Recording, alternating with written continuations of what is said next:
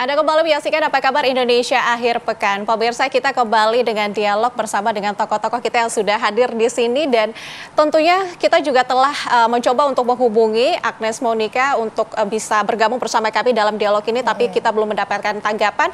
Jadi apabila Agnes Monica bersedia, mungkin bisa. Bang Once juga. Betul, begitu Bang ya? Once juga begitu. Mungkin bisa tergabung bersama kami di sini. Bang Once Arman pasti nggak berani. Oke, kita lanjutkan dialog kita tadi. Kita langsung aja ke Pak Mariano. Pak Mariono, kalau kita melihat dari ranah hukum ini, seperti yang dilakukan dari cuplikan video tadi, Agnes Monica ini langsung pergi menuju ke pengadilan tinggi, dan ini adalah Menteri Hukum. Ini secara etis Anda melihatnya bagaimana? Ya, terima kasih. Jadi kalau kita kaji dari sisi budaya hukum, ya, dalam kaji sisi budaya hukum itu melihat dari sisi kajian teoritis dan dari sisi filosofisnya. Kalau kasus ini sedang berjalan, itu berarti ada etika yang harus dijaga. Karena hukum itu sudah memberikan peluang bagi yang berperkara, diberikan kesempatan untuk membela diri. Gitu. Tapi kalau saat ini yang terjadi bahwa lagi tren saat ini masuk kepada ranah masuk datang kepada menteri atau siapapun, apalagi menteri hukum dalam konteks di sini, ini secara tidak langsung ada pesan yang berselubung gitu loh. Jadi bisa aja atensi yang tanpa diduga gitu. Kalau dalam sisi budaya hukum itu melihat bahwa ini jadi presiden yang tidak baik. Jelas kalau itu etika nggak baik. Etika baik kepada menteri sendiri dalam menerima persoalan maupun kepada orang yang berkasus. Biarpun dalam bungkusannya seolah-olah mendapatkan masukan, mendapatkan apa, supaya fair, ya dipanggil aja semuanya.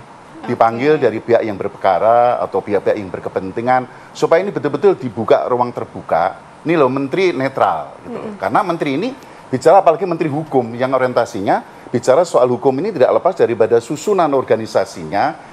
Di dalam Kementerian Hukum ini juga ada tentang pengadilan tingkat pertama, banding maupun kasasi, ini kan orientasi hukum juga itu.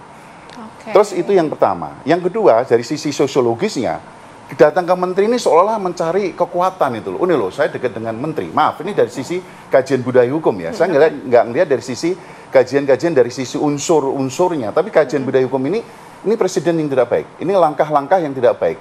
Karena di mana ada kode etik yang tidak boleh dilakukan bagi yang sedang melakukan suatu perkara. Apalagi ini jelas sudah diketok, lalu ada kesalahan apapun. Kalau memang mereka tidak terima dengan kesalahan yang mereka rasakan, mereka benar, ya upaya hukumnya sudah ada, kasasi mereka. Saya kira itu dari kajiannya. Jadi kalau ini secara menurut pandangan sisi kajian budaya hukum, ini melanggar etika hukum yang ada di kita. Tapi saya akan bergeser kembali ke Mas Piyu dan juga Mas Dhani. Ini kan kalau kita lihat saat ini sudah ada terpecah belah begitu ya, organisasi musisi, ada yang masuk dalam visi, ada juga yang mungkin bersama dengan Mbak Agnes terkait dengan kasus ini. Mas Dhani menyikapinya bagaimana ini? Kalau saya sih aksi memang dari awal memang kita sudah ada, bahkan sebelum ada kasus. Kalau visi ini kan terbentuk setelah Agnes diketok bersalah. Jadi filosofi diciptakannya organisasi atau asosiasi ini udah berbeda, gitu.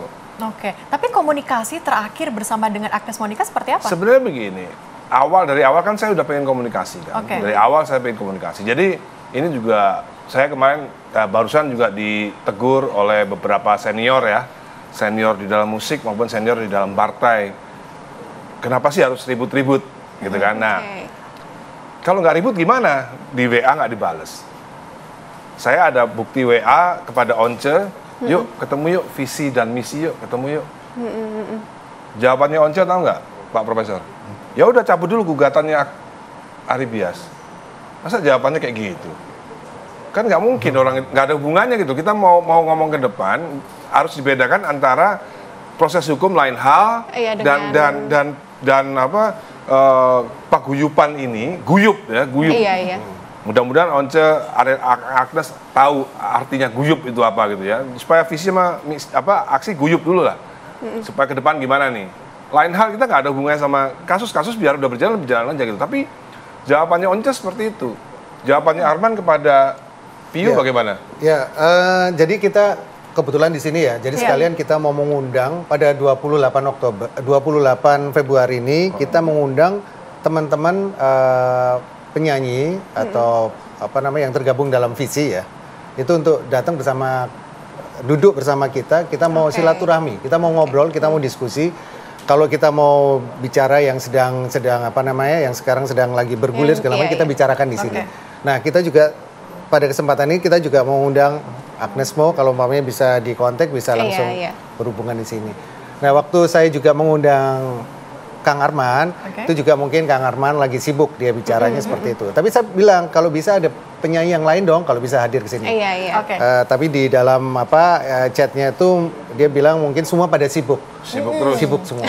Jadi penyanyi-penyanyi sudah menutup diri kepada kita. Nanti kita akan lanjutkan lagi, kita akan dalami lagi termasuk dengan poin-poin yang memang dibahas statement-statement dari Agnes Mo usai jeda berikut. Tetaplah bersama kami pemirsa.